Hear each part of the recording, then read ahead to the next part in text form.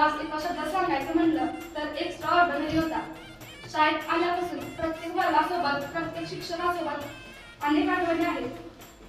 10वीत आल्यापासून आम्ही एकमेकांना सांगत होतो की आपल्याला हे वर्ष पुन्हा भेटणार नाही, आपल्याला हे दिवस पुन्हा भेटणार नाही, हा दिवस एन्जॉय करा, आपण इथे परत कधीच येणार नाही.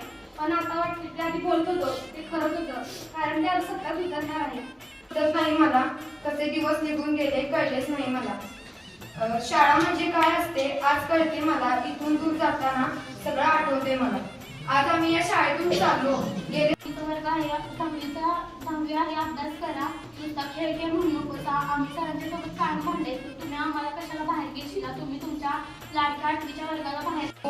गोड कडू आठवणी आणि आपले संपूर्ण शालेय जीवन ते भूतकाळामध्ये सोबत घेऊन जाण्याकरिता आजचा दिवस उभा आहे. उद्यापासून सर्वांचा प्रवास वेगळा आहे, ते छाती ठोकपणे आपल्याला सांगत आहे.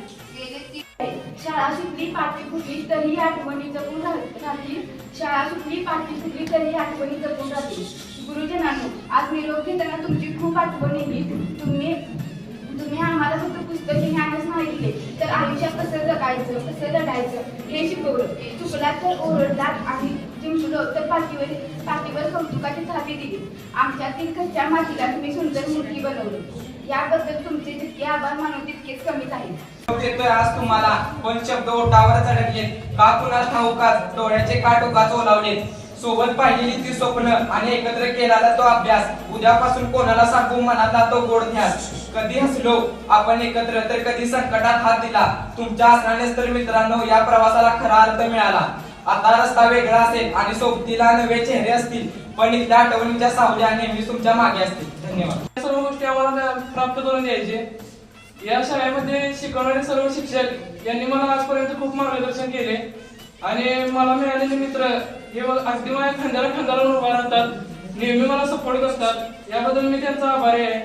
आणि आज इथे आम्हाला सदिच्छा देण्यासाठी अध्यक्ष निकाळे सर आणि प्रमुख पाहुणे अनिल सर, तुम्ही आम्हाला सदिच्छा देण्यासाठी आला, याबद्दल मी तुमचा आभारी आहे. म्हणजे आम्ही नाही मुलांना शिकवलं तर मुलांनी आम्हाला शिकवलं आणि त्याचा परिणाम असा झाला की यावर्षी तर अनेक प्रयत्न करून बघूया म्हणलं. आम्हाला ते छवाई नाटक बसवलं तर ते पण मला माहित नाही चांगलं झालं का नाही, पण मी बसवले पण मला वाटतं की ते चांगलं झालं. तर तुम्हाला माहिती आहे चांगलं झालं किंवा नाही, ते खूप सुंदर झालं. आणि आम्हाला कळालं की सांस्कृतिक कार्यक्रमामध्ये माझ्यासाठी एक खेळावरती प्रेम करणारा तोही याच्यामध्ये काहीतरी करू शकतो, ही गोष्ट साहेब ह्या मुलाने आम्हाला शिकवली. नाहीतर आम्हाला कसं फारसी. मी कोडोली हायस्कूलला 5वी ते 10वी शिकत होतो तेव्हाचे मला क्षण आठवले. म्हणजे एवढे सुंदर आपला बेंच तिथं राहतो आणि आपण पुढे जात असतो. मुलांनो लक्षात घ्या, आपण ज्यावेळी सुरुवातीला येत असतो तेव्हा आपण अडखळत प्रवेश करत असतो, परंतु इथून बाहेर पडताना तुम्ही ताठ अभिमानाने आणि आत्मविश्वासाने बाहेर पडणार आहात. तेव्हा आणि इथं जर पाहिलं तर या हायस्कूलला तुम्हाला काय दिलंय एवढं मोठं. आता मला सर मगापासून पाहिल्यानंतर मला वाटायला लागलं की आपल्या ज्या काही जागा असेल तर इथं मला एवढ्या चांगल्या स्टाफ मध्ये खरोखर चांगलं मला म्हणजे मला आवडलं असतं त्या स्टाफ मध्ये काम करायला. तुम्ही 100% निकाल तर लागणारच आहे आपल्या शाळेचा, परंतु त्याच्यामध्ये तुम्हाला जास्तीत जास्त पर्सेंटेज कसे मिळतील यासाठी तुम्ही प्रयत्न करायचा आहे. पास काय तुम्ही कोणी होणार, पण तुम्ही जास्तीत जास्त पर्सेंटेज पास व्हा. मुलांनो 10वीचं आणि 12वीचं वर्ष गाढवासारखं राबण्याचं असतं. इथं तुम्ही गाढवासारखं राबला तर आयुष्यभर राजासारखं राहाल, परंतु आता जर तुम्ही राजासारखं वागायचा प्रयत्न केला तर आयुष्यभर गाढवासारखं राहावं लागेल. चौथीत असणाऱ्या मुलाला म्हणायची जा फुटाण घेऊन यायचा. मग फुटानं हा जाऊन फुटाण घेऊन यायचा.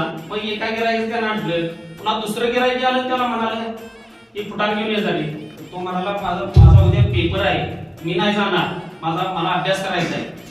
तर तो गिराईक म्हणाले अरे दारू विकणाऱ्याच्या घरात तू जन्माला आलायस, पुढे जाऊन दारू विकायचंच काम करणार आहेस, तू काय डॉक्टर नाही कलेक्टर होणार नाहीस. तेव्हा त्या मुलाची आई म्हणाली बहीण माझा मुलगा डॉक्टर नाही तर कलेक्टर. मुलांनो तो मुलगा पुढे जाऊन फक्त डॉक्टर झाला नाही तर कलेक्टरही झाला. आदिवासी समाजातला पहिला कलेक्टर डॉक्टर राजेंद्र भारुड. त्याच्यावर आता शाहवाडी तालुका जर पाहिला तर आपल्या कोल्हापूर जिल्ह्याचा सगळ्यात जास्त रिझल्ट एमपीएससी यूपीएससीत आहे. कारण कारण मुलांना लक्षात घ्या, तुम्हाला परिस्थितीची जाण असायला पाहिजे. परिस्थितीची जाण असणाऱ्या मुलंच पुढे जातात. कारण ह्या वाडीतली मुलं का पुढे जातात? 150 धनगरवाडा आहे तिथे. त्या माणसानं जीवनामध्ये आनंद किती मिळवला याच्यापेक्षा आपल्यातला आनंद इतरांना किती वाटला याच्यावर त्याच्या व्यक्तिमत्वाची उंची अवलंबून असते. प्रशिक्षणाच्या भिंती, अनुभवाचं छप्पर यातून स्वतःसाठी आणि इतरांसाठी सावली निर्माण करावी. जशी भूक पोटासाठी तशी ठेवा ज्ञानासाठी. जिंकण्यासाठी जिद्द ठेवा, हटू नका मानासाठी. क्षण दुःखाचे रडू नका, क्षण मस्तीचे बिघडू नका, क्षण प्रेमाचे हुरळू नका, मिळता संधी बरळू नका. ध्येय साध्य होई तोवर पुढे पुढे पुढे चालत राहा.